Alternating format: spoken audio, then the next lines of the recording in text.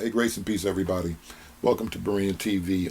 Somebody said, Berean, I appreciate the videos that you're dropping and stuff, but I don't know why a believer would even find their way on YouTube to Sinetta Television or listen to Brother Polite or Omar Johnson. I don't know why they would even be deceived by that minister Farrakhan. He's of the devil. He's not of God. I'm going to the way I got involved in apologetics. I'll explain my story a little later on in my testimony in a video that I'm going to do. But we have to understand when we say certain things. When we say certain things like it's different for people of African descent that are Christians. And maybe we'll discuss James White later on with some comments that he made. It's different when people of African descent that are Christians move. I know it's one Christ, we're all saved, we're washed in the blood, and all that stuff is fine and dandy, but there are certain things that Black Christians have gone through in America, historically speaking. If you study the history of the AME church, and the Europeans wanted them to have communion afterwards and not to come down and pray, but yet they claim they recognize them as brothers and sisters. There's some unique things that have gone on in this country with people of African descent.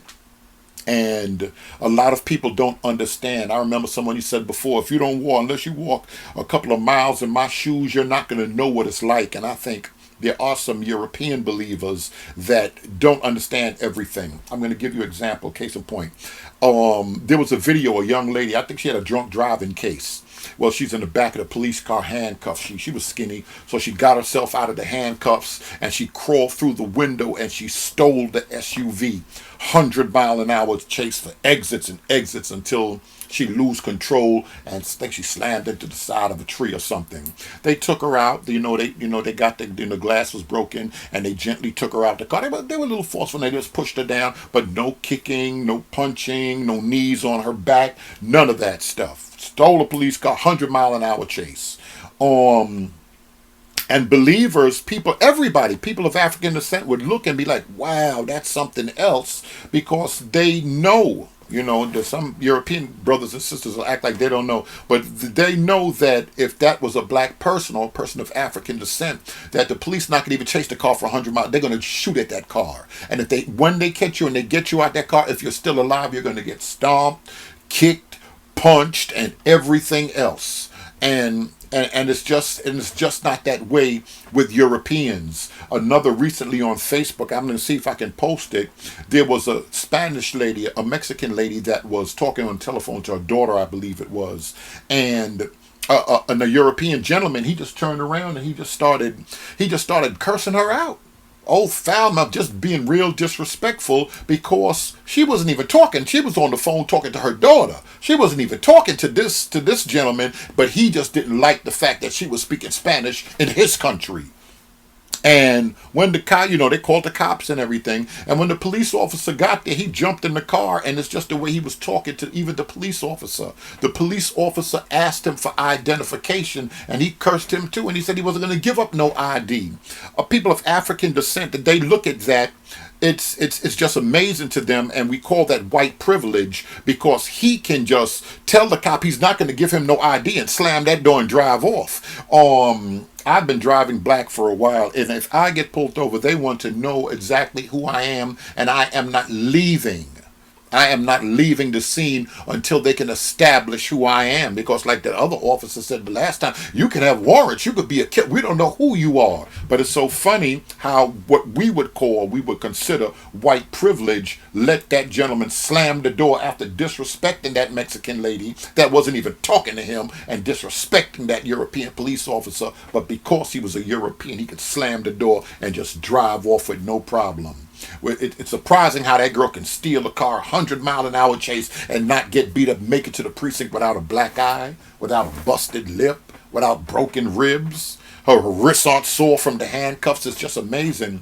And we call that white privilege. And a lot of things like that are not addressed by pastors. So we'll have certain people that discuss that. I would listen to a Dr. Wesley Muhamed. I don't listen to Muhammad for anything spiritual. He can't help me spiritually, but dealing with certain issues that African Americans understand and we can recognize, saved or not saved, the experience that we have been through in this country. I can listen to a minister Farrakhan, even though we're not of the same religion. I can listen to a Dr. Omar Johnson. He can't talk to me about the history of the church, about salvation, but he can speak to me about certain things when they start dealing with the conspiracy to destroy young black boys in the school system, and that's what his degree is in. I can listen to him with that. What I do is take the conscious community with a grain of salt. Um, I'm just going to bring up one thing. There's constant lies in the conscious community, and they lie because they're hurt. They lie because it's not their research is just not proper. They want to make everybody in Egypt black, and it's a backlash because of what European racism have done. So and made the image of Jesus white, Abraham God white, Adam and Eve, Michelangelo, and then made everybody white. Pope, everybody's just white down through the ages, and Christianity started, and it's a white religion, and it started in Europe, and all of these lies. So a lot of what the conscious community is out of ignorance, but it's a direct backlash because of the race thing. We know that Europeans invented race. There's only one race, according to Acts 17. There's only one race on the face of the earth, but Europeans have classified people, and they gave us Darwinism, and they started explaining to us that there's different classes of people. There's different cultures of people, groups or races of people, and I believe he broke it up into one gentleman broke it up into like 5 different races. And the whole planet has bought into a lie. But there's certain things that American blacks have gone through, and it's just crazy. So for certain reasons, there's some things that we can understand. I want to talk a little bit about when we say, like, among the black people, we can say you have to understand the unseen war. My European brothers and sisters automatically that know scripture, they'll go to Ephesians 6 and 10, and 2 Corinthians 10 and 3, 4, and 5. For we wrestle not against flesh and blood, but against principalities and powers, against rulers of the darkness of this world, and against spiritual wickedness in high places. And that's good, but when we hear of that, we understand different things. We understand that images have been used. Images have been used and to wage a psychological warfare. There's an unseen war that's going on, and we understand that, and it's not just in the spirit realm with fallen beings and demons. There's a cultural war going on. This is why Korean sisters are going and they're paying to get their eyes, have operations on their eyes so they look more European. This is why brothers and sisters in Jamaica are bleaching their skin because of cultural imperialism, because of images that they have been bombarded with. They just feel a certain way about themselves. Dark-skinned blacks and light-skinned blacks, even if the Willie Lynch thing is a lie, if it's really true, whatever it is, we see the effects of Willie Lynch on us as a people. So when we start hearing about when we start making comments like that about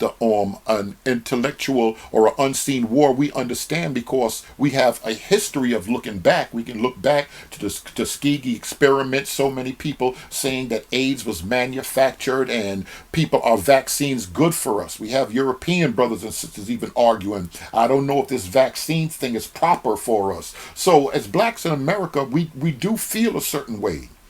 Now, does this have anything to do with the gospel of Jesus Christ? Ultimately, we're one race of people. Whosoever calls upon the name of the Lord shall be saved. But there are things that African Americans have gone through historically.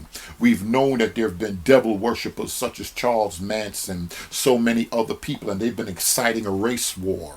And we see so much of this stuff coming back with this new president Donald Trump in office. We understand that people are riling themselves up for a race war. It's us against them. I think it was Amos Wilson, someone else argued that it could really be a class thing. It may not be a race thing, but culturally speaking, it's a known fact. It's a known fact. If you just get into the story of the real Rick Ross, it's a known fact the government brought drugs into the neighborhood. These are things that are known, established facts. With the Iran-Contra and everything, the crack cocaine in certain neighborhoods, even on the COINTEL with Reverend Dr. Martin Luther King, Malcolm X, and what J. Edgar Hoover and the FBI was doing. There's a track record of the ruling class in this country. There's a track record, and police officers often say we run people background and we do certain things because we believe that looking at someone's past is the best way to establish their behavior or where they're going.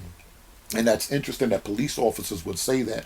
Well, other people feel that way also. If they did try to inject people with syphilis, if AIDS and if the whole AIDS thing was invented, if the crack cocaine did go to the streets of California and it was an experiment with the government, just like LSD, MK Ultra, and mind control and all of this stuff, could they target a specific ethnic group of people? And there are many saved and unsaved people of African descent that do believe that. I'm Brother Berean. You've been watching Berean TV. Thanks for watching. But you just got to be careful. In closing, I just want you to know you got to be careful when you're dealing with the conscious community, because I felt I've wasted years in it. Thank God that I've read so many of those crazy books that I can help others now. A lot of stuff that I read was a waste. Let me show y'all some of this. I have so much stuff, and this is old stuff, weather-beaten stuff. Children of the Matrix, David Icke. I thought 25 years ago, I thought this was oh my goodness, this is the truth. Alexander Hislop. And the two Babylons, crazy stuff. This is Kersey Graves. I also have World 16 Crucified Savior up there. The Bible of Bibles, Kersey Graves.